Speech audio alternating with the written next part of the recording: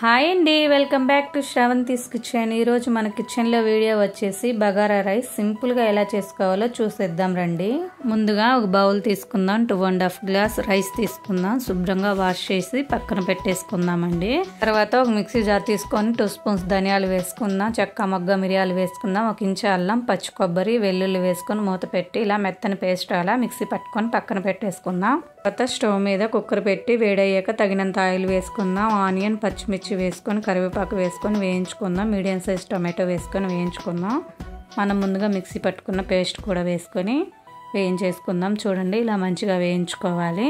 అలా వేగిన తర్వాత మనం వాష్ చేసి పెట్టుకున్న రైస్ వేసుకుందాం. రైస్ వేసుకొని తగినన్ని వాటర్ వేసుకుందాం. వాటర్ వేసుకొని చూడండి, నేను చూపిస్తున్నా అలా అయినా పెట్టుకోవచ్చు. 1 గ్లాస్ బియ్యానికి 2 గ్లాసెస్ వాటర్ అయినా వేసుకోవచ్చు. నేను ఎక్కువ ఇలానే పెట్టుకుంటాను. టేస్ట్కి సరిపడా సాల్ట్ వేసుకొని మూత పెట్టి 3 విజిల్స్ రానిద్దాం. 3 విజిల్స్ వచ్చాక చూడండి రైస్ ఎంత బాగుందో. కొంచెం కొత్తిమీర వేసి గార్నిష్ చేసుకోవటమేనండి, అంతే. ఎంతో సింపుల్ గా టేస్టీగా చేసుకునే బగారా రైస్ రెడీ అండి. మటన్ కర్రీతో ఎంతో బాగుంటుందండి. ఒకసారి మీరు కూడా ట్రై చేసి చూడండి. మీకు ఎలా వచ్చిందో కామెంట్ రూపంలో చెప్పండి.